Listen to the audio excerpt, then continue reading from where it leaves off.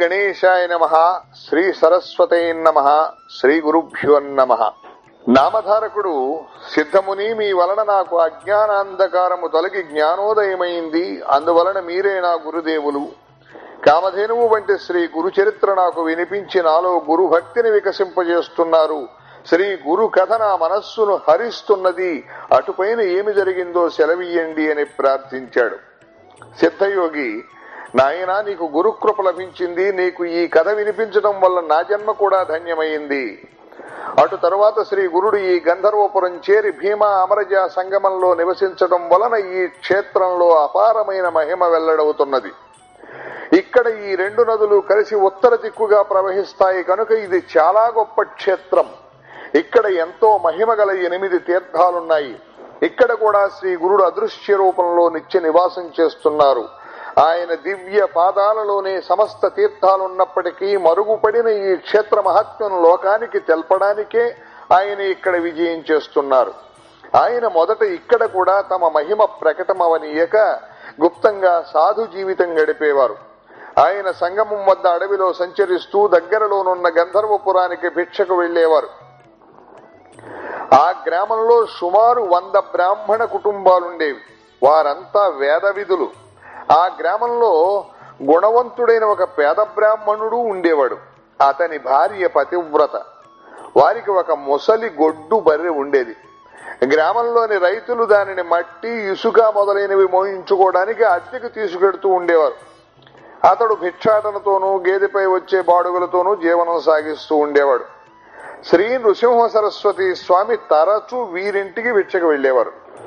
అది చూచి కొందరు, గ్రామంలో శ్రోత్రియులము శ్రీమంతులము అయిన బ్రాహ్మణులము ఇంతమందిమి ఉండగా ఈ సన్యాసి మన ఇండ్లకు భిక్షకు రాకుండా ఆ దరిద్ర బ్రాహ్మణుని ఇంటికే వెళ్లాలా? అక్కడ ఆయనకి ఏమి దొరుకుతుంది అని విమర్శిస్తూ ఉండేవారు. కాని శ్రీకృష్ణుడు కూడా దుర్యోధనుని వంటి రాజుల భవనాలకు వెళ్ళక పేదవాడైన విదురుని ఇంటికే వెళ్లాడు. భగవంతునికి సత్వగుణమందే ప్రీతి గాని ధనమదంలో చిక్కిన వారితో ఆయనకి ఏమిటి పని?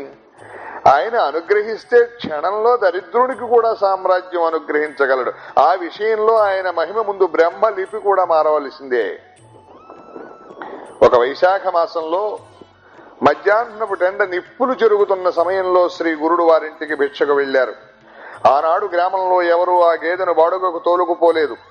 ఆ బ్రాహ్మణుడు భిక్ష కోసం గ్రామంలోకి వెళ్లాడు. శ్రీ గురుడు వాకిట్లో నిలిచి భవతీ భిక్షాందేహి అన్నారు. ఆ ఇల్లాలు నమస్కరించి, స్వామి, యజమాని అయవారానికై గ్రామంలోకి వెళ్లారు. వారొచ్చే సమయమైంది. కోపగించక దయతో కొద్దిసేపు మీరు ఈ ఆసనం మీద కూర్చోండి అని పీట వేసింది. శ్రీ గురుడు పీటపై కూర్చొని చిరునవ్వుతో, నీ భర్త వచ్చేదాకా ఆగడానికి సమయం లేదు. నాకు భిక్షే ఇవ్వనవసరం లేదు. మీ ముంగిట ఉన్న బర్రెపాలు కొంచెమిచ్చినా చాలు అన్నారు. అప్పుడు ఆమె, స్వామి, ఇది గొడ్డు బర్రే. ఒక్కసారైనా కట్టనూ లేదు, ఈననూ లేదు.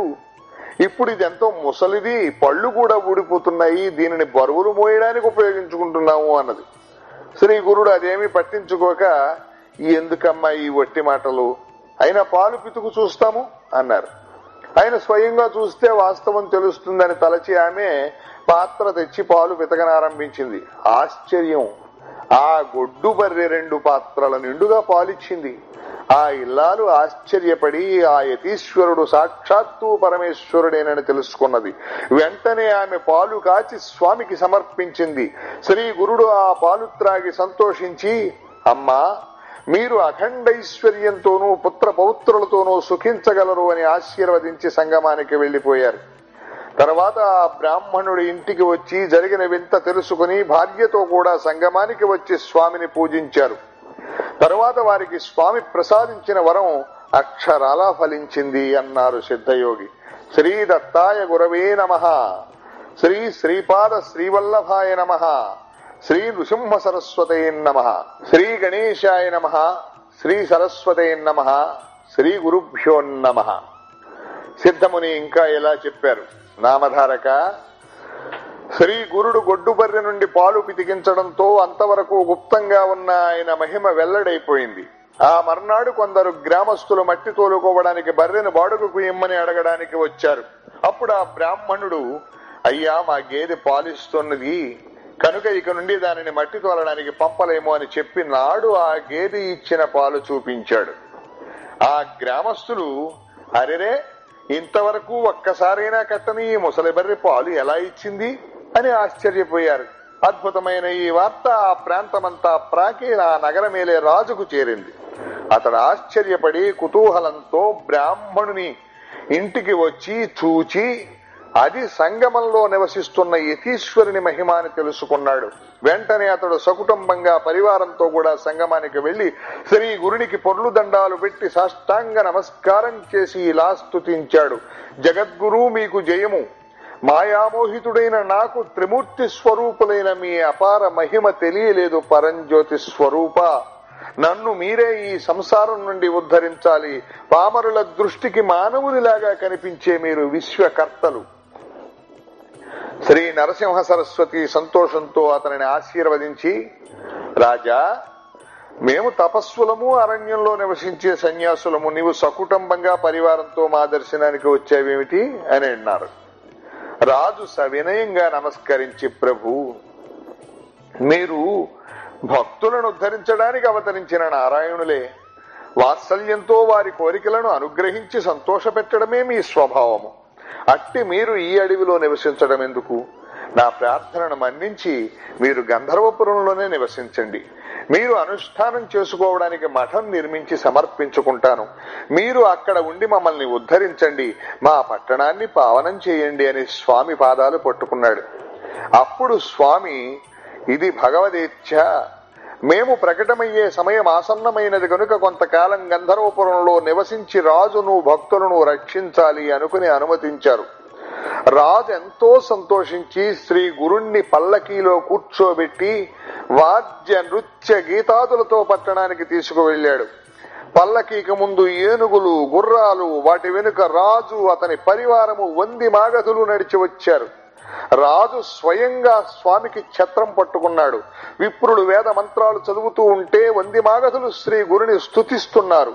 నగరవాసులందరూ భక్తితో స్వామికి ఎదురేగి జయ జయధ్వానాలు చేస్తూ ఊరిలోకి తీసుకొస్తూ ఉన్నారు.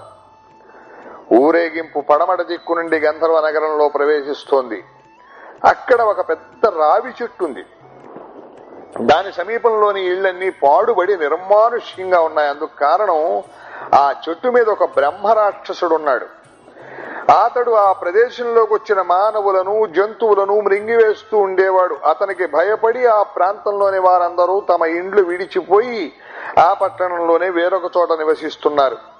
ఊరేగింపు ఆ చెట్టు దగ్గరికి రాగానే స్వామి తమ పల్లకి నుండే ఆ చెట్టుపైకి చూచారు.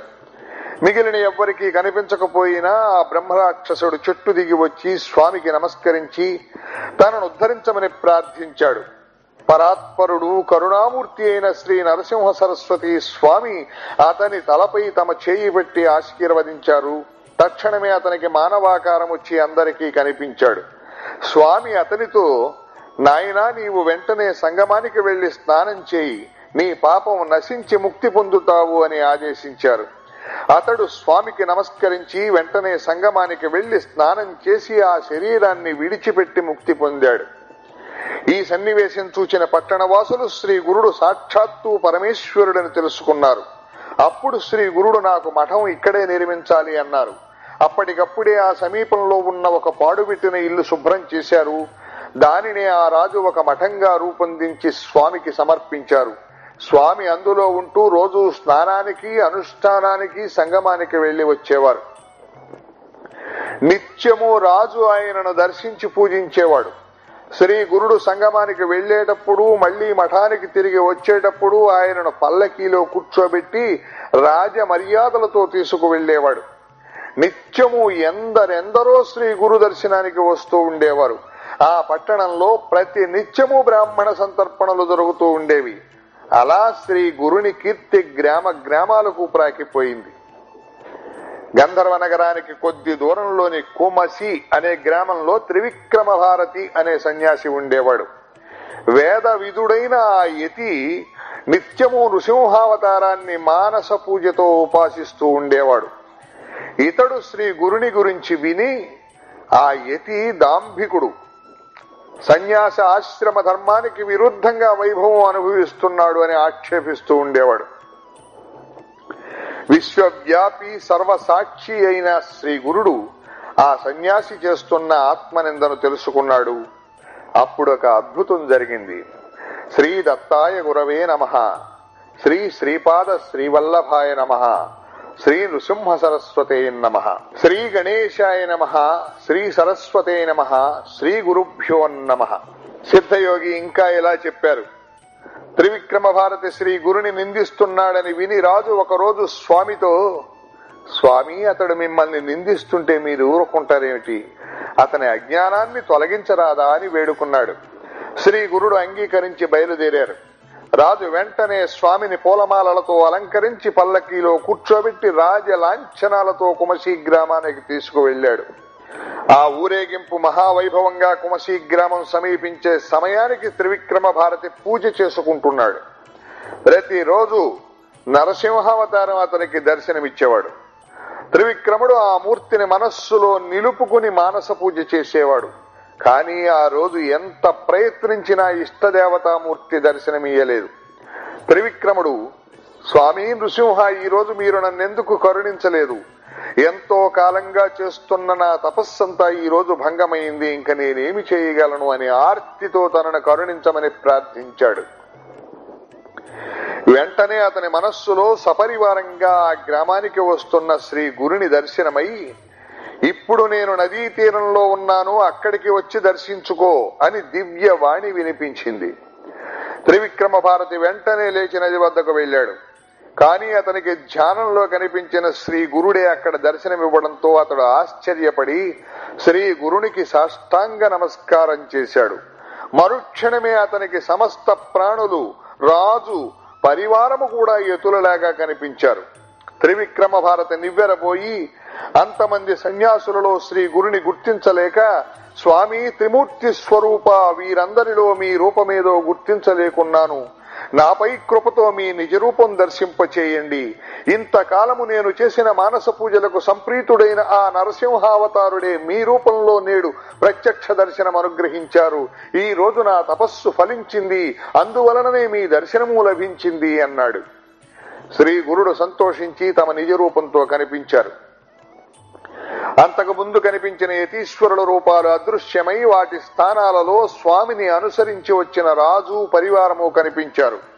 స్వయంగా రాజు చేత వింజామరలతో వీచబడుతున్న శ్రీ గురుని దివ్య మంగళ రూపాన్ని త్రివిక్రముడు కన్నులారా చూచాడు. అప్పుడు శ్రీ గురుడు, త్రివిక్రమ, ఎవరిని దాంభికుడని భ్రష్టుడని నిందించావో ఆ సన్యాసి ఏమేమో మేమిప్పుడే నిన్ను పరీక్షించాము. నృసింహ భక్తుడమైన నీవు మమ్ములను ఏ కారణంగా విమర్శించావు? దంభి లక్షణాలేమిటో తెలుసుకోవాలని వచ్చాను. నీ నృసింహుని అనుగ్రహంతో నా విషయమై నీ సంశయమేమిటో వివరించు అన్నారు. శ్రీ గురుడు తన విషయమంతా వివరించి చెప్పడమే గాక ఆయన ప్రసాదించిన దివ్య దర్శనంతో పరవశించిన త్రివిక్రమ భారతి శ్రీ గురునికి నమస్కరించి, సద్గురోత్తమ, మీరు మానవ రూపంలో అవతరించడం వలన నేను తెలియక మూఢుని వలె ప్రవర్తించాను, నన్ను క్షమించండి. విదురుని వద్దకు, ద్రౌపది వద్దకు అనుగ్రహించవచ్చిన శ్రీకృష్ణుని వలె నన్ను అనుగ్రహించడానికై మీరే స్వయంగా వచ్చారు. మీరు సాక్షాత్తు త్రిమూర్తి రూపమైన పరమేశ్వరులే. పగటి వెలుగును చూడలేని గుడ్లగోబవలే అజ్ఞానినైన నేను మీ పరంజ్యోతి స్వరూపాన్ని గుర్తించలేక భ్రమించాను. మీరు నన్ను జ్ఞానమనే నావలో ఎక్కించి మీ కృప అనే అనుకూల వాయువును ప్రసరింపచేసి ఆత్మ అనే ఒడ్డు చేర్చండి. భారతంలో అర్జునునికి శ్రీకృష్ణుడు విశ్వరూప దర్శనమిచ్చిన కథ విన్నాను గాని ఇప్పుడు మీ అనుగ్రహంతో మీ విశ్వరూపం ప్రత్యక్షంగా దర్శించి కృతార్థుడనయ్యాను. భేద బుద్ధిని సులభంగా తొలగించగల చింతామణి వలె మీరు నాకు ఈనాడు లభించారు. మీరే నా ఉపాస్య దైవమైన నృసింహ స్వరూపులు, శరణు శరణు అని స్తుతించాడు. శ్రీ గురుడు అతనిని అనుగ్రహించి, త్రివిక్రమా, నీ భక్తికి సంతోషించాము. నీవు నృసింహస్వామికి చేసే అనుష్ఠానం మాకే చెందుతుంది, అదే చేస్తూ ఉండు, నీకు పునర్జన్మ లేదు. నీవు జీవన్ముక్తుడవై పరమాత్మలో ఐక్యమవగలవు అని ఆశీర్వదించి త్రివిక్రమ భారతిని ఆ గ్రామంలోనే ఉండమని ఆదేశించారు. తర్వాత ఆయన గ్రామాధిపతితోనూ పరివారంతోనూ మాకు అనుష్ఠాన సమయమైంది, మేము ముందుగా వెళతాము, మీరు వెనుక రండి అని చెప్పి మనోవేగంతో సంగమానికి చేరుకున్నారు. తరువాత శ్రీ గురుడు స్వస్థానమైన గంధర్వపురం చేరారు. కనుక నామధారక, శ్రీ గురుడు భగవంతుడు కాడని, మానవ మాతృడేనని తలచేవాడు 7 జన్మలు నరకం అనుభవిస్తాడు. గురువే బ్రహ్మ విష్ణు మహేశ్వరులని వేదాలు చెబుతున్నాయి. నా మాటపై విశ్వాసముంచి లోకులు శ్రీ గురుపాదాలను ఆశ్రయింతురుగాక. అందరికీ అందుబాటులో ఈ గురు కథ అనబడు చలివేంద్రమును స్థాపించాము. దీని నుండి ప్రజలు గురు కథామృతమును సేవింతురుగాక అన్నారు సిద్ధయోగి. శ్రీ దత్తాయ గురవే నమః. శ్రీ శ్రీపాద శ్రీవల్లభాయ నమః. శ్రీ నృసింహ సరస్వతే నమః. శ్రీ గణేశాయ నమః. శ్రీ సరస్వతే నమః. శ్రీ గురుభ్యో నమః. అటుపైన శ్రీ గురుడు చేసిన దివ్య లీలలను వినిపించమని ప్రార్థించిన నామధారకునితో సిద్ధముని ఇలా చెప్పారు. ఒకప్పుడు వైఢూర్య నగరంలో ఒక ముసల్మాను పరిపాలిస్తుండేవాడు. అతడు హిందూ మత ద్వేషి, ఎంతో కఠినాత్ముడు. అతడు తన రాజ్యంలో గల వేదాంగ పారంగతులైన పండితులను నిర్బంధంగా తన దగ్గరకు రప్పించుకుని తన ఎదుట వేద మంత్రాలు చదివించి వాటి అర్థాలు చెప్పమని శాసిస్తూ ఉండేవాడు. అందుకు అంగీకరించిన వారికి ధనాశ చూపుతూ ఉండేవాడు. అయినప్పటికీ కొందరు శిష్టాచార పరులు అలా చేయడం తమ వల్ల కాదని చెప్పి నిరాకరించేవారు. కొందరు నికృష్టులు మాత్రం అతడిచ్చే సంభావనలను ఆశించి వైదిక ధర్మాలకు విరుద్ధంగా అతని ఎదుట వేదార్థము చెబుతూ ఉండేవారు. యజ్ఞకాండలోని అంశాలు వారి నుండి విని ఆ దుష్టుడు యజ్ఞాలలో పశుహింస చేసే బ్రాహ్మణులు ఇతరులు చేసే జీవహింసను నిందించడం తగదు అని అవహేళన చేస్తుండేవాడు. అలా వేదార్థం చెప్పిన వారికి తన చేతికొచ్చినంత సంభావనలు ఇస్తుండేవాడు. ఆ సంగతి విని ధనాశాపరులు ఎందరో అతని మెప్పును కోరి అతని వద్దకు తమకై తామే వచ్చి వేదార్థం చెప్పసాగారు. ఒకనాడు ఉత్తరాది నుండి వేద పండితులైన బ్రాహ్మణులిద్దరు వచ్చి ఆ రాజును దర్శించి, రాజా, సకల విద్యలలోనూ మాకు సాటి అయిన వారు ఎక్కడా లేరు. మేము దేశంలోని పండితులను శాస్త్రవాదంతో ఎదుర్కొని జయించడానికి బయలుదేరాము. మీ రాజ్యంలో మాతో వాదించగల విద్వాంసులు ఎవరైనా ఉంటే పిలిపించండి, మా ప్రతిభ నిరూపించగలము అన్నారు. పరాయి మతాన్ని కించపరచడానికి మరొక్క మంచి అవకాశం లభించిందని తలచి ఆ రాజు వెంటనే నగరంలో దండోరా వేయించి సభ ఏర్పాటు చేయించి ఆ పండితులను వాదంలో ఓడించిన వారికి గొప్ప బహుమానాలు ఇవ్వగలనని, ఓడిన వారిని దండించగలనని ప్రకటించాడు. అటువంటి బహుమానాలను ఆశించి మన వేద శాస్త్రాలను ఆ దుష్టుల ఎదుట వల్లించడం ఇష్టపడని శిష్టాచారులు కొందరు తమకంతటి సామర్థ్యం లేదని చెప్పి తప్పుకున్నారు. మరికొందరు నిండు సభలో తమకు అవమానం జరుగుతుందని భయపడి ముందుకు రాలేదు. వీరంతా ఆ కుపండితులకు జయపత్రాలిచ్చి వేయక తప్పలేదు. అప్పుడు ఆ రాజు ఆ కుపండితులిద్దరికీ వస్త్రాలు, ఆభరణాలు, భారీ ఎత్తున కానుకలు బహుమానమిచ్చి ఏనుగు నెక్కించి మేళ తాళాలతో ఊరేగించాడు. వారికి ఒక అగ్రహారం కూడా ఇచ్చాడు. వేద పండితులను వేద పండితులే కించపరచడం ఆ రాజుకు వినోదమయ్యింది. అంతటితో ఆ పండితులిద్దరూ మరింత గర్వించి ఆ నగరంలోని విద్వాంసులందరినీ నోటికి వచ్చినట్లు దూషించసాగారు. ఒకనాడు వారు రాజుతో, అయ్యా, మా పాండిత్యము, మా ప్రతిభ ఇక్కడంతా తెలిసిపోవడం వలన ఇక్కడ మాతో వాదానికి ఎవరూ ముందుకు రావడం లేదు.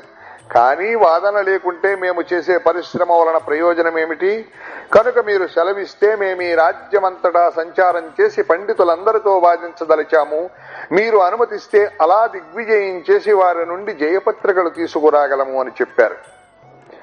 రాజు అందుకు అంగీకరించి వారిని సగౌరవంగా సాగనింపాడు. వారు ఏనుగులనెక్కి దక్షిణ దిశగా బయలుదేరి ఊరూరా తిరిగి జయపత్రికలు పొందసాగారు. వాళ్ళిద్దరూ ప్రజల జయ జయధ్వానాలతో పర్యటిస్తూ ఒకరోజు కుమసీ గ్రామానికి వచ్చారు. అతడి త్రివిక్రమ భారతి వేదాంగ పారంగతుడని విని ఆయనను దర్శించి, ఏమయ్యా, నీవు వేదజ్ఞుడైతే మాతో వాదించు, లేకుంటే వాటమే అంగీకరిస్తూ మాకు జయపత్రమైన ఇవ్వు అన్నారు. అందుకు త్రివిక్రమ భారతి, అయ్యా, నాకు వేదం రాదు, వచ్చి ఉంటే నేను కూడా మీలాగే రాజసన్మానాలు అందుకుంటూ భోగాలు అనుభవించేవాడినే కదా. నేను ఈ అరణ్యంలో ముక్కు మూసుకుని కాలక్షేపం చేస్తున్న భిక్షువును. నాలాంటి వాడిని జయించినా మీకు వచ్చేదేమీ లేదు. మీరు నాతో వాదించడం కేవలం పిచ్చుకు మీద బ్రహ్మాస్త్రం వేసినట్లవుతుంది అని చెప్పాడు. ఆ పండితులు, అయ్యా, మాతో వాదించగలవారు మాకెక్కడ కనిపించలేదు. కనుకనే మాకు లెక్కలేనన్ని జయపత్రాలు లభించాయి, అలాగే నీవు కూడా ఒకటి రాసివ్వు లేదా మాతో వాదించు అని పట్టుబట్టారు. అప్పుడు ఆ సన్యాసి, వీరికి గర్వం తలకెక్కింది, ఒళ్ళుపై తెలియకుండా సాటి పండితులందరినీ నిందిస్తున్నారు, వీరికి బుద్ధి చెప్పడానికి నా గురుదేవులే సమర్థులు, వారి దగ్గరికి వీరిని తీసుకుపోతాను అని ఆలోచించుకుని వాళ్లతో ఇలా అన్నాడు, పండితోత్తములారా, నేను స్వతంత్రుణ్ణి గాను, గంధర్వపురంలో మా గురుదేవులు ఉన్నారు, వారి ఆజ్ఞ తీసుకుని మీరు కోరినట్లు ఈ రెంట్లో ఏదోటి చేస్తాను, మీరు కూడా నా వెంట గంధర్వపురానికి రండి. అందుకు ఆ మదాంధులు అంగీకరించి గంధర్వపురానికి బయలుదేరారు. త్రివిక్రమ భారతి వినయంతో కాలినడకన వెడుతుంటే ఆ దుష్టులిద్దరూ ఏనుగు మీద కూర్చుని వెళ్తున్నారు. సాధు సత్పురుషుల వద్దకు అలా వెళ్లడం వలన ఆయుష్ క్షీణమవుతుందన్న శాస్త్రవాక్యాన్ని కూడా వాళ్ళు లెక్క పెట్టలేదు. గంధర్వపురంలో మఠం చేరుకున్నాక త్రివిక్రమ భారతి శ్రీ గురునికి నమస్కరించి ఆనంద భాష్పాలు కారుస్తూ గద్గద స్వరంతో ఆ కుపండితుల సంగతి విన్నవించి, పరాత్పర, గుడ్లగోబ సూర్యుడిని చూడలేనట్లు అజ్ఞానాంధులు మీ మెరుగలేరు, మీ చేత వారికి హితం చెప్పించడానికి వారిని ఇక్కడికి తీసుకువచ్చాను, ఈ మదాంధుల బారి నుండి నన్ను వేదధర్మాన్ని కాపాడండి, మీ ఆజ్ఞ కోసం వచ్చాను, మీరేది చేయమంటే అది చేస్తాను అని ప్రార్థించాడు. వాళ్ళు, మా కాలం వ్యర్థమైంది, ఇతడు జయపత్రం ఇవ్వడు, వాదభిక్ష ఇవ్వడు, మమ్మల్ని ఇక్కడికి తీసుకువచ్చాడు కనుక మీ గురు శిష్యులలో ఎవరైనా ఆరింటిలో ఏదో ఒకటి చేసి తీరాలి అన్నారు. శ్రీ గురుడు నవ్వుతూ ఆ దుష్టులతో ఇలా అన్నారు, అయ్యా, మీ వంటి వేద వీధులకు వాదించడం వలన కలిగే ప్రయోజనమేముంది? వాదనలో సాటి విప్రులను ఇలా పరాభవించినందువలన మీకు కలిగే లాభం ఏమిటి? యతులమైన మాకు జయించడం వలన వచ్చే గౌరవము, ఓడినందువలన చిన్నతనము ఏమీ కలగవు, అటువంటి మా వల్ల మీకేమిటి ప్రయోజనము అన్నారు. అందుకు వాళ్ళిద్దరూ, అలా అయితే ఇంతకు ముందట పండితులందరూ ఇచ్చినట్లు త్రివిక్రముడు జయపత్రం ఇవ్వక మమ్మల్ని ఇక్కడికి ఎందుకు తీసుకొచ్చాడు? కనుక మీ ఇద్దరులో ఎవరైనా సరే నాతో వాదానికి రండి, లేకుంటే జయపత్రమైనా ఇవ్వండి అని పట్టుబట్టారు. అప్పుడు శ్రీ గురుడు నవ్వి, అయ్యా, వేదం సంపూర్ణంగా తెలుసుకోవడం బ్రహ్మాదులకే సాధ్యం కాలేదు, వేదాలు అపారమైనటువంటివి, అటువంటప్పుడు వేద విధులమని చెప్పుకోవడం విర్రవీగడమే అవుతుంది, ఈ జయపత్రికల వల్ల ప్రయోజనమే ఉంది, మా మాట విని ఇకనైనా ఇలాంటి ప్రగల్భాలు మానండి అన్నారు. అప్పుడు వాళ్ళు రోషంతో, అయ్యా, మా సామర్థ్యం తెలుసుకోకుండా వ్యర్థంగా మాట్లాడవద్దు, మేము సాంగోపాంగంగా వేదమంతా నేర్చుకున్నాం, మమ్మల్ని మించిన వారు ఎవరూ లేరు అన్నారు. శ్రీ దత్తాయ గురవే నమః, శ్రీ శ్రీపాద శ్రీవల్లభాయ నమః, శ్రీ నృసింహ సరస్వతే నమః, శ్రీ గణేశాయ నమః, శ్రీ సరస్వతే నమః, శ్రీ గురుభ్యో నమః. నామధారకుడు పట్టరాని ఉత్సుకతతో, స్వామి, శ్రీ గురుడు ఆ విద్యావంతులని మూర్ఖుల్ని ఎలా సమాధానపరిచారు అని అడిగాడు. అందుకు సిద్ధముని ఇలా చెప్పారు. శ్రీ గురుడు కొంచెం తీవ్రమైన కంఠంతో ఆ మూడులకి ఇలా బోధించారు, నాయనలారా, మీరు ఈ విధంగా మాట్లాడడం దుస్సాహసమే అవుతుంది. ఎవరైనా వేద విధులమనుకోవడం దురహంకారమే. వేదాల లక్ష్యం పరమార్థమే గాని ధనము, కీర్తి, అహంకారము కావు. సమదర్శనమే పండిత లక్షణం. నిజానికి వేదాలను సంపూర్ణంగా తెలుసుకున్న వారెవరూ లేరు. వేదము ఆద్యంతరహితము, అపారము. దానిని పూర్తిగా తెలుసుకునడం బ్రహ్మదేవునికే సాధ్యపడలేదు. పూర్వం భరద్వాజ మహర్షి వేదాన్ని సంపూర్ణంగా అధ్యయనం చేయదలిచి బ్రహ్మచర్యం అవలంబించి బ్రహ్మదేవుని వరంతో 3 సార్లు దీర్ఘాయువు పొందాడు. 4 యుగాలు 5,000 సార్లు పునరావృత్తమైతే బ్రహ్మకొక్క పగలు.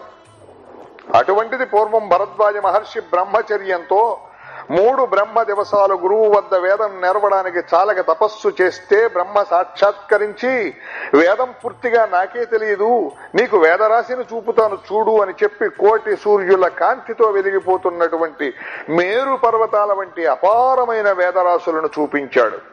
భరద్వాజుడు అది చూచి భయపడి, అయ్యో, నేను ఇంతకాలం పఠించిన వేదమంతా కలిసి ఇందులో ఒక్క పిడికెడైనా లేదే, వేదమంతా అధ్యయనం చేయడం ఎన్ని కల్పాలకైనా సాధ్యమవుతుందా అని తలచి, నాకు అవసరమైనది మీరే నిర్ణయించి ప్రసాదించండి అన్నాడు.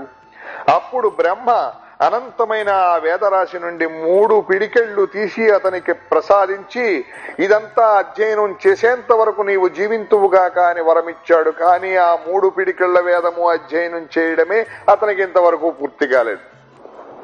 కనుక సాక్షాత్తు నారాయణుడే బాదరాయణుడిగా అవతరించి వేదాన్ని 4 భాగాలుగా విభజించి వాటిని పైలుడు, వైశంపాయనుడు, జైమిని, సుమంతుడు అనే శిష్యులకు ఒక్కొక్క వేదం చొప్పున తెలిపాడు. వారు కల్పాంతం వరకు కూడా వాటిని అభ్యసించి పూర్తిగా తెలుసుకోలేకపోయారు. అటువంటప్పుడు అల్పాయుష్కులైన మీరు 4 వేదాలను సంపూర్ణంగా అధ్యయనం చేశామనుకోవడం ఎంత తెలివి తక్కువ. వేదమంతా నేర్వగలగడం ఏ ఒక్కరికి సాధ్యం కాదు కనుకనే వ్యాసుడు దానిని 4 భాగాలుగా విభజించాడు. ఋగ్వేదాన్ని పైలుడనే శిష్యునికి బోధించి దానిని ధ్యానించడానికి దానిని గురించి ఇలా చెప్పాడు. ఋగ్వేదానికి ఉపవేదము ఆయుర్వేదము, ఆత్రేయస గోత్రము, గాయత్రి ఛందము. ఋగ్వేదానికి అధిదేవత బ్రహ్మ, ఎర్రని వర్ణము, తామర రేకుల వంటి కళ్ళు, సుస్పష్టమైన కంఠము, గిరజాల జుట్టు, వంక మీసము కలిగి 2 మూరల పొడవైన దేహం కలిగి ఉంటాడు. నీవు ఆ రూపాన్ని ధ్యానించు. దీనిలో చర్చ, శ్రావకము, చర్చకము, శ్రవణీయపారము, క్రమపారము, జట, రథక్రమము, దండక్రమము అనే భాగాలున్నాయి. ఈ క్రమం ప్రకారమే దానిని పారాయణ చేయాలి. ఈ వేదానికి అశ్వలాయని, సాంఖ్యాయని, శాకల, భాష్కల, మాండుకేయులు అనేటువంటి 5 శాఖలున్నాయి. వాటిని ఆనాడు వ్యాసుడు పైలునికి చెప్పాడు గాని ఈనాడు వాటిని సంపూర్ణంగా చదివిన వారెవరు? తర్వాత వ్యాస మహర్షి తన 2వ శిష్యుడైన వైశంపాయనునికి యజుర్వేదం చెప్పి దాని లక్షణాలు ఇలా చెప్పారు. యజుర్వేదానికి ఉపవేదము ధనుర్వేదము, భారద్వాజ గోత్రము, త్రిష్టుప్ ఛందస్సు. దీనికి రుద్రుడు అధిదేవత. సన్నగా ఉండి చేతిలో కపాలం ధరించి సుమారు 5 మూరలు పొడవున్న తామ్రవర్ణ శరీరం కలిగి ఉంటాడు. దీనికి గల 85 శాఖలలో ఇప్పుడు 18 మాత్రమే మిగిలి ఉన్నాయి. యజుర్వేదము యజ్ఞ విధానాన్ని విశేషించి వివరిస్తుంది. మంత్ర బ్రాహ్మణ సంహిత అనేది దీనికి మూలం. ప్రతిపదము, అనుపదము, ఛందస్సు, భాష, ధర్మము, మీమాంస, న్యాయము, తర్కము అనే 8 దీనికి ఉపాంగాలు. శిక్ష, కల్పము, వ్యాకరణము, నిరుక్తము, ఛందస్సు, జ్యోతిష్యము అనే 6 అంగాలు దీనికి ఉన్నాయి. ఇంత విస్తారమైన ఈ యజుర్వేదాన్ని వైశంపాయనునికి వివరించి చెప్పి వేదవ్యాసుడు 3వ శిష్యుడైన జైమినికి సామవేదాన్ని ఇలా వివరించాడు. దీనికి ఉపవేదము గంధర్వము, విష్ణువు అధిదేవత, జగతి ఛందస్సు, కాశ్యపస గోత్రము.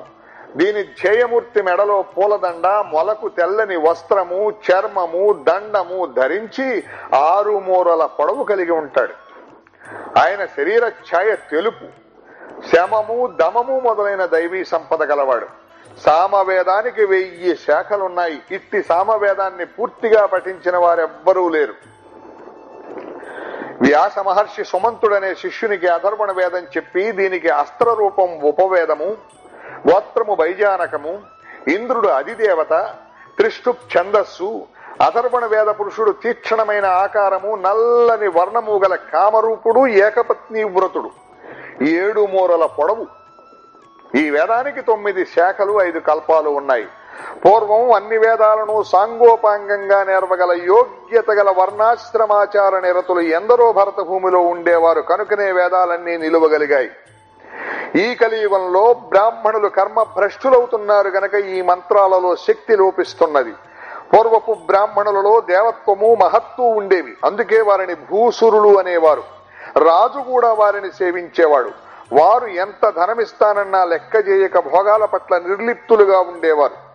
వేదాధ్యయన బలం వలన త్రిమూర్తులు కూడా వారికి అధీనులై ఉండేవారు. ఇంద్రాది దేవతలు కూడా వారిని సేవిస్తూ ఉండేవారు. మాట మాత్రం చేత గడ్డి పరకను మేరు పర్వతంగాను, మేరు పర్వతాన్ని గడ్డి పరకగాను మార్చివేయగలిగి ఉండేవారు.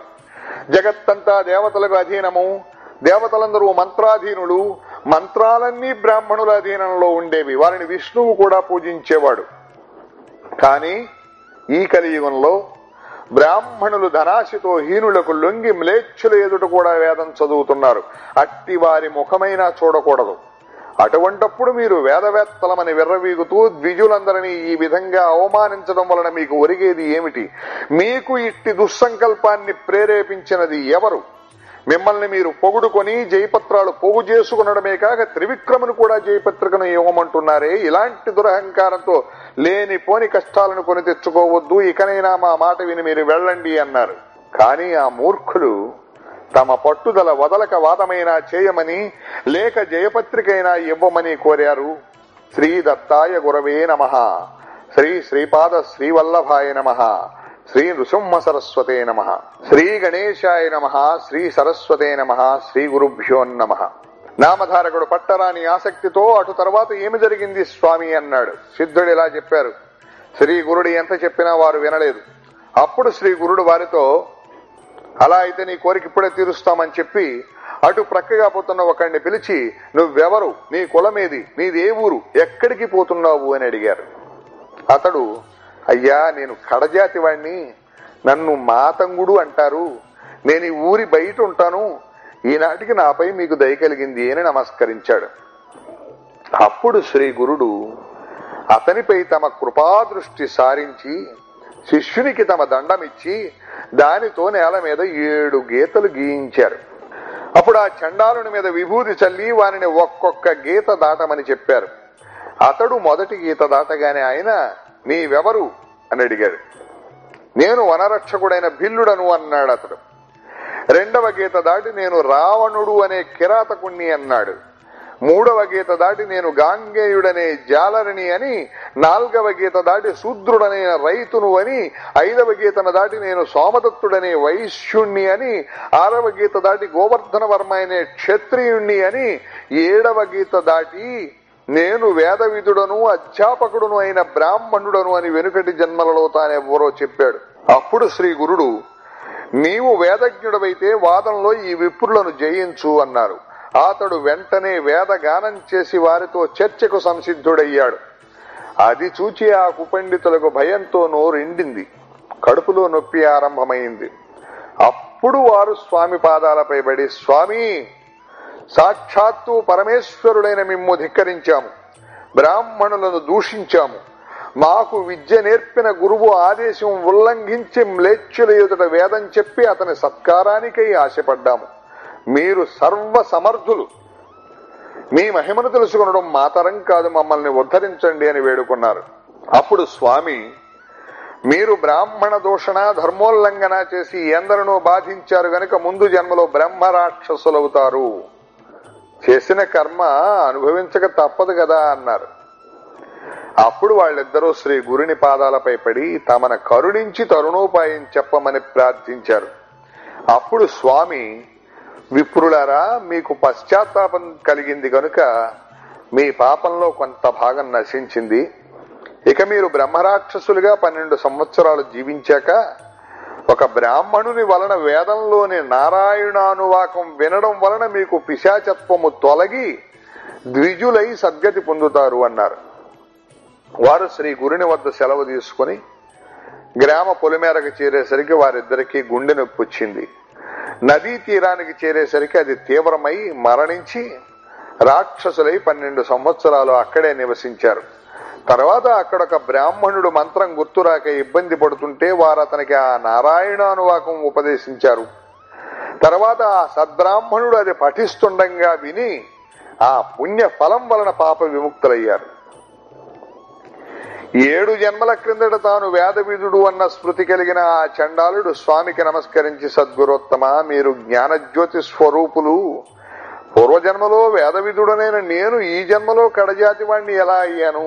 త్రికాలజ్ఞులైన మీరు నాకు ఈ జన్మ ఏ కారణం వల్ల వచ్చిందో తెలుపవలసింది అని వేడుకున్నాడు. శ్రీ దత్తాయ గురవే నమః. శ్రీ శ్రీపాద శ్రీవల్లభాయ నమః. శ్రీ నృసింహ సరస్వతే నమః. శ్రీ గణేశాయ నమః.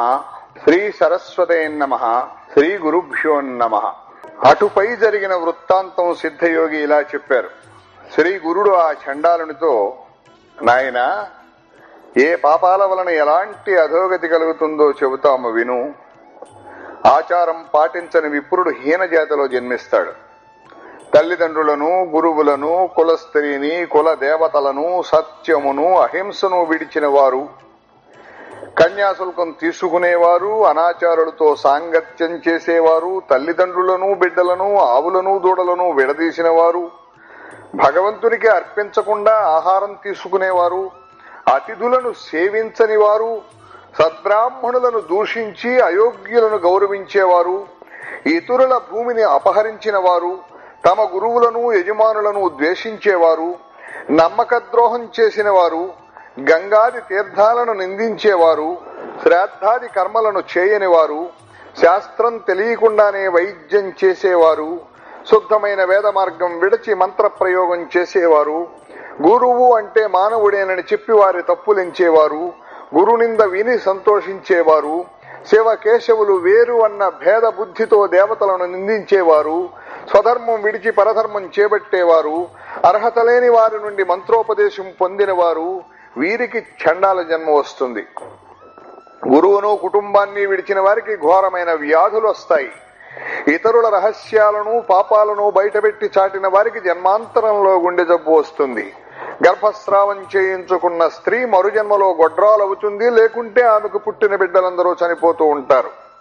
ధర్మశాస్త్రము పురాణము వినని వారికి గ్రుడ్డితనము చెవుడు వస్తాయి. పతితులతో స్నేహం చేసిన స్త్రీ గాడిదగాను, బ్రహ్మహత్య వలన క్షయరోగము, ధర్మ విరుద్ధమైన రతి వలన కుష్ఠురోగము, నమ్మక ద్రోహం వలన అన్నద్వేషము అజీర్ణము కలుగుతాయి. ఇతరుల సేవకుల మనస్సులను విరచి వారి చేత తమ సేవ చేయించుకునే వారికి చెరసాల ప్రాప్తిస్తుంది. పుణ్యకర్మలను నిరసించేవారు, వారి మాటలు నమ్మినవారు, ప్రజాహితకరములైన చెరువులు, బావులు, తోటలు, మార్గాలు, యజ్ఞాలను ధ్వంసం చేసేవారు, ఏకాదశి మొదలైన వ్రతాలలో పగలు భుజించేవారు, దానమిచ్చి దానిని తిరిగి స్వీకరించేవారు, ఇచ్చిన మాట తప్పేవారు, పరధర్మమును అనుష్ఠించేవారు, తమ పుణ్యాలు ఇతరుల పాపాలు ఏకరువు పెట్టేవారు, డాంభికుడు, దుస్సంగుడు, యంత్ర మంత్రాలతో ఇతరులను చంపేవారు, కర్మ భ్రష్టులు, ఇతరులకు సంతాపం కలిగించేవారు మరణించాక యమలోకంలో సూక్ష్మ శరీరంతో శిక్షలు అనుభవించి తరువాత చండాల యోనులలో జన్మిస్తారు. నామధారకుడు, స్వామి నాకొక సందేహం ఉన్నది, కానీ కథకు అంతరాయమని అడగడానికి సందేహిస్తున్నాను అన్నాడు. సిద్ధుడు, నీవు అడగడం వలన కలిగే అంతరాయం కంటే మనస్సులోని సందేహం వలన నీ శ్రద్ధ చెలించే ప్రమాదమే ఎక్కువ, కనుక సందేహ నివృత్తి చేసుకోవడమే శ్రేష్టం అన్నారు. అప్పుడు నామధారకుడు, స్వామి, మరణం తర్వాత పూర్వకర్మ ఫలాన్ని యమలోకంలో ఒకసారి అనుభవించాక మరుజన్మలో చండాల యోనిలో జన్మించి మరొక్కసారి అనుభవించడం సమంజసమా అన్నాడు. అందుకు సిద్ధుడు ఇలా వివరించాడు. భౌతిక దేహం ఒక పరిమితిలోని కష్ట సుఖాలను మాత్రమే అనుభవించగలదు. అందుకే దానిని మరణావధి శరీరము లేక పతనావధి శరీరము అంటారు. దీనితో అనుభవించ వీలులేని అపారమైన కర్మ ఫలాన్ని పరలోకంలో సూక్ష్మమైన యాతనా శరీరంతో జీవుడు అనుభవిస్తాడు. భౌతిక శరీరంతో అనుభవించవలసిన వాటిని మరలా జన్మించి అనుభవిస్తాడు. నామధారకుడు, ఏ పాపాల వలన ఏ జన్మలు వస్తాయో ఉదాహరించండి అంటే సిద్ధుడు ఇలా చెప్పారు. ఏమి చేస్తే చండాల జన్మ కలుగుతుందో కొంత చెప్పాను. అంతేగాక క్రోధము, శూద్ర స్త్రీల పట్ల కామాసక్తి, ఎద్దునెక్కుట, అల్లము ఆకులు మొదలైన రసవస్తువులను వేదాలను అమ్ముట, భగవద్ అర్పితంగానే ఆవు పాలు త్రాగుట, నిషిద్ధాన్నము, దుర్మార్గుల నుండి దానము స్వీకరించడము, ఇతరుల జీవనాధారం అపహరించడము, సంధ్యాకాలంలో నిద్రించడము బ్రాహ్మణుడికైనా మరు జన్మలో చండాల జన్మ కలిగిస్తాయి. యమలోకంలో అనుభవించే శిక్షలు 8,40,00,000. వీటిలో ప్రధానమైనవి 21. పాపి మరణించగానే యమభటులు వాడి ప్రాణాలను యాతనా శరీరంలో బంధించి అడుగుబెట్ట వీలు లేని భయంకర మార్గంలో తీసుకుపోతారు. వాడు ఆకలి దప్పుల వలన నడవలేక నడుస్తుంటే యమభటులు వాడిని భయపెడతారు. వాడు మూర్ఛపోతే వాడిని లేపి చీము నెత్తురు ప్రవహించే వైతరిణి నదిలో ముంచుతూ లాక్కుపోతారు. ఇలా యమలోకంలో శిక్షలను అనుభవించాక వాడు భూమిపై జన్మిస్తాడు, లేక వాసనాబలం వలన భూతంగానో ప్రాతంగానో ఉండి శిక్షను అనుభవిస్తాడు. గురుద్రోహి, విప్రులను పరాభవించిన వాడు బ్రహ్మ రాక్షసులవుతారు. హీనులను సేవిస్తే గాడిదగాను, అతిథిని విడిచి భుజిస్తే కోడిగాను, ద్రవ్యాపహారి ఒంటిగాను, ఫలపత్రాదులు దొంగిలిస్తే కోతిగాను, తేనె దొంగిలిస్తే పక్షిగాను, మాంసం అపహరిస్తే గ్రద్దగాను, అన్నం అపహరిస్తే మిడతగాను, జలం అపహరిస్తే చేతక పక్షిగాను, ధాన్యం అపహరిస్తే మిడతగాను, విషం అపహరిస్తే తేలుగాను జన్మిస్తారు. స్వర్ణాపహారి క్రిమికీటగాదులుగాను పక్షిగాను పుడతాడు. గడ్డి దొంగిలిస్తే పశువుగాను, మంత్రరహితంగా భుజిస్తే కాకిగాను, మిత్రద్రోహి గ్రద్దగాను జన్మిస్తారు. బ్రహ్మహంతకుడు క్షయరోగిగాను, గ్రంథచోరుడు గ్రుడ్డిగాను, గణార్థచోరుడు గండరోగిగాను, పరద్రవ్యాపహారి సంతానహీనుడిగాను, వస్త్రచోరుడు జర్మరోగిగాను అవుతారు. అసత్యమాడేవాడు, ఆహారం దొంగిలించేవాడు గుల్మరోగులవుతారు. నూనె అపహరిస్తే సుఖరోగము, విశ్వాసఘాతకునికి వాంతులు, దైవధనం అపహరిస్తే పాండురోగము వస్తాయి. రోగాలు అన్ని పాప ఫలితాలే. పరస్త్రీ గమనం వలన 100 జన్మలు కుక్కగా పుడతాడు. పరస్త్రీ భగదర్శనం వలన గుడ్డితనము, బంధు భార్యాగమనం వలన గాడిద పాము జన్మలు, పరస్త్రీ ఆలింగనం వలన గుండెపోటు కలుగుతాయి. నామధారకుడు శ్రద్ధగా విని, స్వామి, ఇది వరకు తెలుసో తెలియకో పాపం చేస్తే దానిని పోగొట్టుకునే ఉపాయమే లేదా అన్నాడు. అందుకు సిద్ధుడు త్రివిక్రమ భారతికి కూడా ఈ సందేహమే కలిగింది. ఆయన అడిగితే శ్రీ గురుడు ఇలా చెప్పారు, నాయన, మొట్టమొదట నిజమైన పశ్చాత్తాపమే అందుకు మొదటి మెట్టు. అటు తర్వాత వెనుక తాను చేసిన ఆ పాపానికి ప్రాయశ్చిత్తం చేసుకుని తప్పును సభలో ఒప్పుకొని సభ విధించిన శిక్షని అనుభవించాలి. తగిన కృత్యాది వ్రతాలాచరిస్తే పాపం నశిస్తుంది. అలా చేయడానికి తగిన శక్తి లేకుంటే గోదానం వలన గాని లేక గోవు యొక్క వెలను దానం చేయడం వలన గాని పాపం పోతుంది. 10 స్నానాలు, 200 ప్రాణాయామాలు, సువర్ణ దానాల వలన కొంత పాపం నశిస్తుంది. సద్గురు సేవ వలన మహాపాపాలు కూడా మటుమాయమవుతాయి. అంతటి సాధనము ఇంకొకటి లేదు. ప్రజాపత్య కృత్యం అంటే మొదటి 3 పగళ్లు, తర్వాత 3 రాత్రుల యందు మాత్రమే భుజించాలి. తరువాత 3 రోజులు అయాచితంగా వచ్చినదే భగవత్ ప్రసాదంగా తింటూ ఉపవసించాలి. మరి 3 రోజులు పూర్తి ఉపవాసం చేయాలి. 10,000 గాయత్రీ జపము, అందులో 10వ వంతు గాయత్రీ హోమము చేసి 12 మంది బ్రాహ్మణులకు భోజనం పెట్టి గోదానం గాని లేక గురుగింజ ఎత్తు బంగారం గాని దానమివ్వాలి. శుక్ల పాడ్యమి నాడు 1 ముద్దతో మొదలుపెట్టి పూర్ణిమ వరకు రోజుకొక్క ముద్ద పెంచుకుంటూ రావాలి. పౌర్ణమి నాడు 15 ముద్దలు భుజించాక మరలా రోజుకొక్క ముద్ద తగ్గించుకుంటూ వచ్చి అమావాస్య నాడు ఉపవసించాలి. ఇలా చంద్ర కళలను అనుసరించి భుజించడం చాంద్రాయణ వ్రతము అంటారు. అసలు పగలు 12, రాత్రి 15 ముద్దలు తీసుకొనడమే ఆరోగ్యానికి మంచిది. స్వల్ప భోజనమో లేక పాలు మాత్రమో మాసం సేవిస్తే పాప శుద్ధి కలుగుతుంది. మారేడు దళాలు, రావి మండలు, పద్మాలు మొదలైనవి నీటిలో వేసి ఆ నీటితో స్నానం చేస్తే కొంత పాపం నశిస్తుంది. గంగా స్నానము, రామేశ్వరంలో సముద్ర స్నానము, పుణ్యక్షేత్రంలో అనుష్ఠానము వలన కూడా పాపాలు నశిస్తాయి. 1,00,000 గాయత్రీ జపం వలన మద్యపాన దోషము, 1,000,000 గాయత్రి వలన బ్రహ్మహత్య పాపము, 7 లక్షల జపం వలన స్వర్ణం దొంగిలించిన పాపము పోతాయి.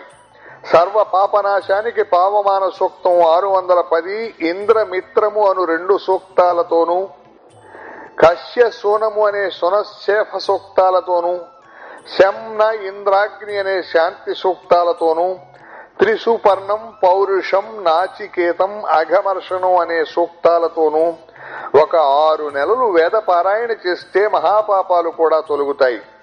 సర్వ పాప శాంతి కోసం దర్భ సహితమైన తీర్థాన్ని, పంచగవ్యాన్ని స్వీకరించాలి. పంచగవ్యము అంటే ఆవు యొక్క పంచితము, ఆవు యొక్క పాలు, ఆవు యొక్క పెరుగు, ఆవు యొక్క వెన్న, ఆవు యొక్క నెయ్యి, వీటిని పంచగవ్యము అంటారు. భార్యాభర్తలు ఇద్దరూ పాపం చేస్తే ఇద్దరూ ప్రాయశ్చిత్తం చేసుకోవాలి. స్వయంగా పాపం చెయ్యకపోయినా పాపుల సహవాసం చేసినా కూడా ప్రాయశ్చిత్తం అనుభవించాలి. నామధారక, నిండు కళ్ళు ముంతను ఎంత కాలం గంగా నదిలో పెట్టినా ముంతలోని కళ్ళు బయటకు, నీళ్లు ముంతలోకి ఒక్క చుక్కైనా ఎక్కవు. అలానే భగవంతునిపై భక్తి లేకుండా ఎన్ని ప్రాయశ్చిత్తాలు చేసుకున్నా పాప విముక్తి కలగదు. తరువాత శ్రీ గురుడు ఆ చండాలునితో, నీవు తల్లిదండ్రులను విడిచిపెట్టడం వలన, గురువులను దూషించి వారిని విడిచి వేరే ఉన్నందువలన నీకు ఈ చండాల జన్మ లభించింది. 1 రోజులు సంగమంలో స్నానం చేస్తే క్రమంగా శుద్ధుడవై వచ్చే జన్మలో సద్బ్రాహ్మణుడుగా జన్మిస్తావు అని చెప్పారు. అప్పుడు ఆ చండాలుడు, స్వామి, మీ కటాక్షము అనే గంగా ప్రవాహం వల్ల నేను పాప విముక్తుడనయ్యాను. మానస సరోవరంలో మునిగిన కాకి హంసగా మారినట్లు, పరశువేదిని త్రాకిన ఇనుము బంగారమైనట్లు మీ దర్శనం వలన పవిత్రుడనైన నాకు ఇవన్నీ ఎందుకు? నాకు జ్ఞానం కలిగేలా మీరు అభిమంత్రించి నన్ను విప్రులలో చేర్చండి అని వేడుకున్నాడు. శ్రీ గురుడు పూర్వ పాపకర్మ ఫలితంగా ఇలాంటి రక్తమాంసాలు పంచుకొని పుట్టు పెరిగిన నీకు అది ఎలా సాధ్యము? పూర్వం విశ్వామిత్రుడు బ్రహ్మర్షి నడిపించుకోవాలని కొన్ని వందల కొద్ది సంవత్సరాలు మహా తపస్సు చేసి తనకది ప్రసాదించమని ఇంద్రాది దేవతలను కోరాడు. ఆ పని వశిష్ఠ మహర్షి వలన కావలసిందే గాని తమ వల్ల కాదని ఆ దేవతలు చెప్పారు. అప్పుడు అతడు వశిష్ఠ మహర్షిని ఆశ్రయించగా ఆయన అది సాధ్యపడదు అని చెప్పారు. అందుకు విశ్వామిత్రుడు కోపించి వశిష్ఠుని 100 కొడుకులను చంపాడు. వశిష్ఠుడు అతనిని శిక్షించలేదు గాని అతడు బ్రహ్మర్షి అని మాత్రం అంగీకరించలేదు. విశ్వామిత్రుడు క్రోధంతో ఒక పెద్ద బండనెత్తి వశిష్ఠ మహర్షి పైన వెయ్యాలి అనుకున్నాడు. కాని తిరిగి ఆలోచించుకుని వశిష్ఠుడు మరణిస్తే నేను బ్రహ్మర్షిని అని అంగీకరించగల వారెవరు? దేవర్షులందరూ ఆయనను అనుసరించేవారే కదా. ఈయనను చంపడం వలన నాకు లేనిపోని బ్రహ్మహత్యా పాతకం కూడా చుట్టుకుంటుంది అని తలచి పశ్చాత్తాపంతో ఆయన పాదాల మీద పడ్డాడు. అప్పుడు ఆ బ్రహ్మర్షి, నాయనా, నీవు ముందుగా సూర్య కిరణాలతో నీ శరీరాన్ని తప్పింపచేసుకుని కొత్త శరీరం చూపు అన్నారు. కొత్త దేహం వచ్చే వరకు కూడా సూర్య కిరణాల వలన తన దేహం మాడిపోయి కొత్త దేహం వచ్చే వరకు తపస్సు చేసి తిరిగి వచ్చాడు. అప్పుడు అతడు బ్రహ్మర్షి అయ్యాడని వశిష్ఠుడు అంగీకరించాడు. అలాంటిదేమీ చేయకుండానే నీకు అది ఎలా సాధ్యమవుతుంది? పూర్వం నీవు చేసిన పాపానికి పశ్చాత్తాపం చెంది నేను చెప్పినట్లు చేస్తే ముందు జన్మలో నీవు సద్బ్రాహ్మణుడు అవుతావు, వెళ్ళు అన్నారు. కాని పేదవానికి పెన్నిది దొరికినా, మృత్యుముఖంలో ఉన్నవాడికి అమృతం దొరికినా, ఆకలిగా ఉన్న పశువుకు గడ్డి దొరికినా వాటిని విడువలేనట్లుగా పూర్వజన్మ స్మృతి పొందిన ఆ చండాలుడు స్వామి మాటలకు అంగీకరించక మాలెపల్లెకు వెళ్లకుండా అక్కడే కూర్చున్నాడు. కొంతసేపటికి అతని భార్యాబిడ్డలు వచ్చి అతనిని ఇంటికి రమ్మని పిలిచారు. అతడు, నేనిప్పుడు సద్బ్రాహ్మణుడను, నన్ను తాకవద్దు, దూరంగా పొండి అన్నాడు. ఆమె ఆశ్చర్యపోయి, ఏమయ్యా నీకు ఏమైనా పిచ్చి పెట్టిందా అనగానే అతడు ఆమెను కొట్టబోయాడు. ఆమె భయపడి ఏడుస్తూ శ్రీ గురునికి నమస్కరించి, బాబు, ఇతడు నాపై ఎప్పుడూ ఎంతో ప్రీతిగా ఉండేవాడు, ఇతడికి మతి చెలించింది, నన్ను ఇప్పుడు ఎక్కడికి వెళ్ళమంటాడు చెప్పమనండి, నేను ఇంక ఈ బిడ్డలని ఎలా పోషించేది స్వామి, మీరే ఈయనకు బుద్ధి మార్చాలి, లేకుంటే నేను ఇక్కడే ఉరి వేసుకుంటాను అని గోలబెట్టింది. శ్రీ గురుడు నవ్వుతూ అతనికేసి చూస్తూ, నాయనా, ఇకనైనా నా మాట విని ఇంటికెళ్ళు, భార్యా పిల్లలను ఏడ్పిస్తే నీకు ఇంకా సద్గతి లభిస్తుందా? సాంసారిక సుఖం అనుభవిస్తూనే నీవు జన్మ పరంపరల నుండి బయటపడగలవు, లేకుంటే ముందే పెళ్లి చేసుకోకుండా ఉండవలసింది. సూర్య చంద్రుల సాక్షిగా పెళ్లి చేసుకున్న దానిని విడిచిపెడితే నీకు మహాపాపం వస్తుంది అన్నారు. అతడు చేతులు కట్టుకుని, స్వామి, నేను సద్బ్రాహ్మణుడిని అన్న జ్ఞానం కలిగాక అలా చేయడం నాకెలా సాధ్యం అన్నాడు. శ్రీ గురుడు నవ్వుకొని, ఇతని ఒంటి మీదనున్న విభూతి తొలగిస్తే గాని ప్రయోజనం లేదు అని తలచారు. ఆయన ఒక శిష్యుణ్ణి పిలిచి ఒక శ్రీమంతుడు పిసినారి అయిన బ్రాహ్మణుని తీసుకుని రమ్మని పంపారు. అతడు గ్రామానికి వెళ్లి ధనాశితో వాణిజ్యం చేసుకుంటున్న ఒక పిసినారి బ్రాహ్మణుని తీసుకువచ్చాడు. అతడితో, స్వామి, నాయనా, నీవితనికి స్నానం చేయించు, అప్పుడు ఇతనికి తిరిగి తన కుటుంబంపై మమకారం మేల్కుంటుంది అని ఆదేశించారు. వెంటనే ఆ వ్యక్తి కుండతో నీళ్లు తెచ్చి పూర్వజన్మ స్మృతి పొందిన ఆ చండాలుని తలపై కుమ్మరించాడు. అతని ఒంటిపైనున్న విభూది కొట్టుకుపోయిన వెంటనే అతడు ముందు జరిగినదంతా మరచిపోయి భార్యాబిడ్డలతో, ఇంతకు ముందు కొద్దిసేపు నాకు మతిపోయినట్లయింది, ఇంతకు మీరందరూ ఇక్కడికి ఎందుకు వచ్చారు? నేను ఒంటరిని అన్న భయం మీకెందుకు, ఇది పగలే కదా అన్నాడు. వారు జరిగిందంతా చెప్పారు. అతడు వారితో కలిసి ఇంటికి వెళ్లాడు. ఆ సన్నివేశం అంతా చూచిన వారు ఆశ్చర్యపోయారు. అదంతా చూచి విస్తుపోయిన త్రివిక్రమ భారతి, స్వామి, మీరు అతనికి ప్రసాదించిన జ్ఞానం క్షణంలో ఎలా పోయింది అని అడిగాడు. శ్రీ గురుడు నవ్వి, అతడికి ఆ భస్మం వలన జ్ఞానం కలిగింది, అది కడిగి వేయగానే తొలగిపోయింది. భస్మ మహిమ అలాంటిది కాబట్టే శివుడు దానిని ధరిస్తాడు. దానికి తోడు ఆ భస్మానికి మహాత్ముల స్పర్శ ఉంటే మరింత ప్రభావితమై బ్రహ్మ జ్ఞానాన్ని కూడా ప్రసాదించగలదు అన్నారు. అప్పుడు త్రివిక్రమ భారతి భస్మ మహిమ గురించి వివరించవలసిందిగా శ్రీ గురుణ్ణి ప్రార్థించాడు. శ్రీ దత్తాయ గురవే నమః, శ్రీ శ్రీపాద శ్రీవల్లభాయ నమః, శ్రీ నృసింహ సరస్వతే నమః, శ్రీ గణేశాయ నమః, శ్రీ సరస్వతే నమః, శ్రీ గురుభ్యో నమః. నామధారకుడు సంతోషించి, శ్రీ గురుడు స్వయంగా భస్మ మహాత్మ్యాన్ని ఏమి వివరించారో సెలవియ్యండి అని కోరాడు. అప్పుడు సిద్ధయోగి ఇలా చెప్పారు. త్రివిక్రమ భారతి ఆ ప్రశ్న వేయగానే శ్రీ గురుడు సంతోషించి ఇలా వివరించారు. పూర్వం కృతయుగంలో వామదేవుడనే మునీశ్వరుడు జీవన్ముక్తుడై ఆత్మానందంలో తేలియాడుతూ ఉండేవాడు.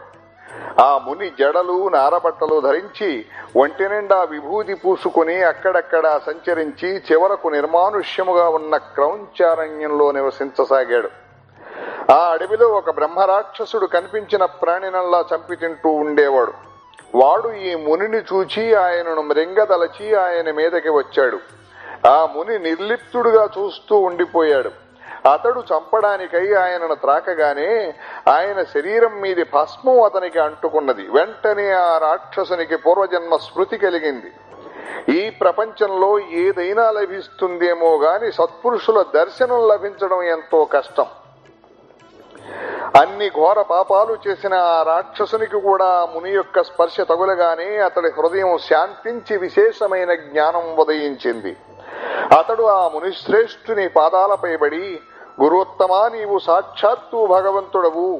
మీ కటాక్షం వలన నా పాపాలన్నీ తొలగిపోయాయి, నా పాపపు తలంపులన్నీ ఆగిపోయాయి, నన్ను రక్షించు అని వేడుకున్నాడు. అప్పుడు వామదేవ మహర్షి, నీవెవడవు, నీవి అడవిలో ఎందుకున్నావు అని అడిగారు. ఆ రాక్షసుడు నమస్కరించి ఇలా చెప్పాడు, స్వామి, మీ దయ వలన నాకు పూర్వజన్మలన్నీ గుర్తుకొచ్చాయి. నాకు 25 జన్మల క్రిందట ఉత్తమమైన జన్మ లభించింది. అప్పుడు నేను దుర్జయుడు అను పేరు గల యవనరాజును. అప్పుడు నేనెన్నో పాపాలు చేసి ప్రజలకు ఎన్నో బాధలు కలిగించాను. మదోన్మత్తుడనై పరస్త్రీలనెందరినో చేజిక్కించుకుని మరెందరినో బలాత్కారం చేశాను. తర్వాత వారి ముఖమైనా చూసేవాణ్ణి కాదు, వారి గతేమీ పట్టించుకునేవాణ్ణి కాదు. ఒకప్పుడు వాళ్ళందరూ కలిసి నాకు శాపమిచ్చారు. అయినా నేను లెక్క చేయక తప్పత్రాగి ఇంకెందరినో భ్రష్టులను చేశాను. చివరకు నాకు క్షయరోగం వచ్చింది. అప్పుడు నన్ను శత్రురాజులు జయించి నా రాజ్యం ఆక్రమించుకున్నారు. అప్పుడు నేను ఎన్నో కష్టాలు పడి చివరకు చనిపోయాను. తర్వాత 10,000 సంవత్సరాలు నరకంలో ఘోరమైన బాధలను అనుభవించి తర్వాత 100 సంవత్సరాలు పిశాచమై సంచరించాను. తర్వాత జన్మలో పులిగా జన్మించాను. తర్వాత కొండ చిలువ, తోడేలు, ఊరపంది, కుక్క, నక్క, జింక, కుందేలు, కోతి, గ్రద్ద, కప్ప, కాకి, ఎలుగుబంటు, అడవి కోడి, గ్రుడ్డిగాడిద, పిల్లి, కప్ప, తాబేలు, కాకి, చేప, పందికొక్కు, గుడ్లగూబ, ఏనుగు, పిల్లి అనే 24 జన్మలెత్తి 25వ జన్మలో ఈ విధంగా బ్రహ్మరాక్షసుడనయ్యాను. ఇప్పుడు మీరు నా కంటపడగానే మిమ్ము మృంగాలి అన్న గర్భాత్రంలో మీ మీదకు వచ్చి మిమ్మల్ని తాకగానే నాకు ఈ జ్ఞానం కలిగింది. నేను చేసిన పాపాలు అన్ని ఒక్కసారిగా తుడిచిపెట్టుకుపోయాయి. ఇక నాకు జన్మరాహిత్యం ప్రసాదించి రక్షించు. నాకు ఏనాటి పుణ్యమో కించిత్తు ఉండడం వలన మీరు నాకు లభించారు. స్పృశించినంత మాత్రాన నాకింత జ్ఞానం ప్రసాదించిన మీరు నిశ్చయంగా పరమేశ్వరులే. కాని నా వంటి నికృష్టుడికి ఇంతటి జ్ఞానం ఎలా కలిగిందో తెలుపండి అని ప్రార్థించాడు. అప్పుడు వామదేవుడు, ఇది నా మహిమ కాదు, నా వంటిపైనున్న భస్మం యొక్క మహిమ. దాని మహాత్మ్యం పూర్తిగా తెలుసుకున్నవాడే లేడు. సాక్షాత్తు పరమేశ్వరుడే దానిని ధరిస్తాడంటే దాని మహిమ వేరే చెప్పాలా? అందుకొక నిదర్శనం చెబుతాను. పూర్వము కర్మభ్రష్టుడు దురాచారుడైన ఒక ద్రావిడ బ్రాహ్మణుడు ఉండేవాడు. అతడు ఒక శూద్ర స్త్రీని చేరదీసినందుకు ఊరంతా అతనిని వెలివేశారు. చివరికి అతని తల్లిదండ్రులు కూడా అతనిని చేరనివ్వలేదు. క్రమంగా అతనికి త్రాగుడు అలవాటై అందుకు డబ్బు లేక దొంగతనం చేస్తూ ఉండేవాడు. ఒకనాడు అతడు తప్పదాగి ఆ శూద్ర స్త్రీ ఇంటికి వెళ్లగానే అక్కడ వేరొక ప్రియుడు ఎదురయ్యి అతన్ని చితకబాది ఊరి బయట ఒక గోతిలో పారవేశాడు. అతడు కొన ఊపిరితో పడి ఉండగా చూచి శవము అనుకుని ప్రక్కనే బూడిదలో పడుకుని ఉన్న ఒక కుక్క పిక్కు తినటానికి వచ్చి అతనిని నఖశిఖ పర్యంతము వాసన చూసింది. అప్పుడు దాని ఒంటి మీద నున్న బూడిద కొంచెం అతడి తలపైన పడింది. కొద్దిసేపట్లో అతనికి అవసాన దశ రాగానే యమదూతలు వచ్చారు. ఇంతలో ఎక్కడి నుండి వచ్చారో గాని శివదూతలు వచ్చి వాళ్ళని తరిమి వేశారు. అప్పుడు యమధర్మరాజు అక్కడికి వచ్చి వాళ్ళని కారణం అడిగాడు. అప్పుడు ఆ శివకింకరుడు ఆ శవం పైన విభూతి చూపి, విభూతి పూసుకున్న వారందరినీ కైలాసానికి తీసుకుని రమ్మని మా పరమశివుడు ఆదేశించాడు. భస్మ ధరించిన వారి పాపాలన్నీ నశిస్తాయి అని చెప్పారు. కనుకనే ఓ రాక్షసుడా, నేను భక్తితో విభూతి ధరిస్తాను అని వామదేవుడు చెప్పాడు. అప్పుడు ఆ రాక్షసుడు, స్వామి, సాక్షాత్తు మీరు ఆ పరమేశ్వరులే. నా పూర్వ పుణ్య లేశం వలన మీ దర్శనము ఈ జ్ఞానము లభించాయి. ఇకనైనా నన్ను ధరించు. అంతటి మహాత్మ్యం గల ఆ భస్మాన్ని ఏ విధంగా ధరించాలో వివరించు అని వేడుకున్నాడు. వామదేవుడు ఇలా చెప్పాడు. ఒకప్పుడు శివుడు తన గణాలతో కలిసి క్రీడించడానికి మందర పర్వతానికి వచ్చాడు. అచ్చటికి ఇంద్రాది దేవతలు, గంధర్వులు, యక్షులు, కింపురుషులు, సిద్ధులు, సాధ్యులు, వశిష్ఠ నారదాది ఋషులు, బృహస్పతి మొదలైన వారందరూ చేరారు. అప్పుడు వారి మధ్య సింహాసనం మీద శివుడు కూర్చున్నాడు. కర్పూర కాంతిగల దేహంతో జడలు, నాగాభరణాలు, చంద్రవంక, సకల ఆయుధాలు ధరించిన ఆయన ఎర్రని వస్త్రాలు ధరించి ఉన్నాడు. అప్పుడు ఆ సభలో నుండి సనత్కుమారుడు లేచి నమస్కరించి, స్వామి, లోకుల పాపాలు తొలగించి వారికి సులభంగా ముక్తినివ్వగల ఉపాయం ఏదైనా చెప్పవలసింది అని ప్రార్థించాడు. అప్పుడు ఆ పరమశివుడు ఇలా బోధించాడు. సులభంగా 4 పురుషార్థాలను ప్రసాదించగలది భస్మంతో త్రిపుండ్రాలు ధరించడం. భస్మం కోసమని సంకల్పించి గోమయం సేకరించి దానితో హోమం చేయాలి. అలా చేయగా వచ్చిన భస్మాన్ని సద్యోజాతం అనే మంత్రంతో చేతిలోకి తీసుకుని అగ్నిరిత్య అనే మంత్రంతో అభిమంత్రించి మానసోక్త అనే మంత్రం చదువుతూ దానిని బొటనవ్రేలితో నలిపి త్రయంబకం అని చెబుతూ శిరస్సున ధరించాలి. తరువాత త్రయాయుషం, జమదగ్ని అనే మంత్రాలతో త్రిపుండ్రాలు ధరించాలి. ఆ మూడింటిలో ఏ రేఖ కూడా కనుబొమ్మల కొనలు దాటకూడదు. ఆ రేఖలలో మొదటిది, చివరిది, మధ్యమ, అనామిక అనే వేళ్లతో అద్దుకున్నాక అప్పుడు బొటనవ్రేలితో కుడివైపు నుండి ఎడమ ప్రక్కకు మధ్య రేఖ దిద్దుకోవాలి. వీటిలో మొదటి రేఖకు అకారము వర్ణము, గార్హపత్యాగ్ని, భూతత్వం, రజోగుణం, ఋగ్వేదం, క్రియాశక్తి, ప్రాతః సదనము, బ్రహ్మ దేవత. రెండవ రేఖకు ఉకారము వర్ణము, దక్షిణాగ్ని, ఆకాశతత్వం, యజుర్వేదం, మాధ్యందిన సవనములకు సంకేతము, ఇచ్ఛాశక్తి, విష్ణుదేవతకు చిహ్నం. మూడవ రేఖకు మకారము, ఆహవనీయాగ్ని, సత్వగుణము, జ్ఞానశక్తి, తృతీయ సవనము, శివునికి సంకేతము. ఇలా భావించి త్రిపుండ్రము ధరించాలి. ఈ రీతిన భస్మం ధరించిన ముముక్షువులకు ముక్తి లభిస్తుంది. మిగిలిన వారికి వారు కోరిన పురుషార్థాలు లభిస్తాయి. కనుక 4 ఆశ్రమాలకు చెందిన వారు భస్మం ధరించాలి. దాని వలన పాపాలు నశించి పుణ్యం చేకూరుతుంది. ఈ విధానం తెలియకపోయినా సంపూర్ణమైన విశ్వాసంతో భస్మం ధరించినా చాలు పాపాలన్నీ నశిస్తాయి. భూమిపైనున్న తీర్థాలన్నింటిలో స్నానం చేసినంతటి పుణ్యము, మంత్రాలన్నీ అనుష్ఠానం చేసిన ఫలితము లభించడమే కాక ఇతరులకు కూడా ఉత్తమ గతి లభిస్తుంది. వ్యాధి భయం తొలగి దీర్ఘాయువు, ఐశ్వర్యము, జ్ఞానము లభిస్తాయి అని శివుడు చెప్పాడు. కనుక ఓ రాక్షసుడా, ఈ భస్మం వల్లనే నీకిట్టి జ్ఞానం కలిగింది అని చెప్పి కొంచెం భస్మం మంత్రించి వామదేవ మహర్షి ఆ రాక్షసుడికి ప్రసాదించాడు. దానిని ధరించి ఆ రాక్షసుడు ముక్తుడై మహర్షికి ప్రదక్షిణము, నమస్కారము చేసి స్వర్గానికి వెళ్లిపోయాడు. వామదేవుడు త్రిమూర్త్యవతారము. జీవులను ధరించడానికి మానవాకృతిలో భూమిపై సంచరిస్తూ ఉంటాడు. ఈ భస్మ మహిమ గురించి సౌనకాది ఋషులకు సూతమహాముని కూడా చెప్పాడు. శ్రీ గురుడు వివరించి చెప్పిన భస్మ మహిమ గురించి విని త్రివిక్రమ భారతి ఆయనకు నమస్కరించి తన ఆశ్రమానికి వెళ్లిపోయాడు. శ్రీ దత్తాయ గురవే నమః. శ్రీ శ్రీపాద శ్రీవల్లభాయ నమః. శ్రీ నృసింహ సరస్వతే నమః.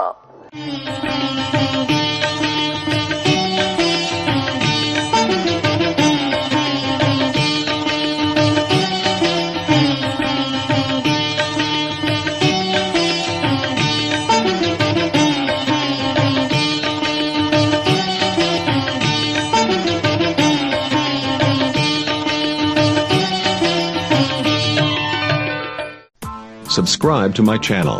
Press the bell icon on the YouTube app and never miss another update.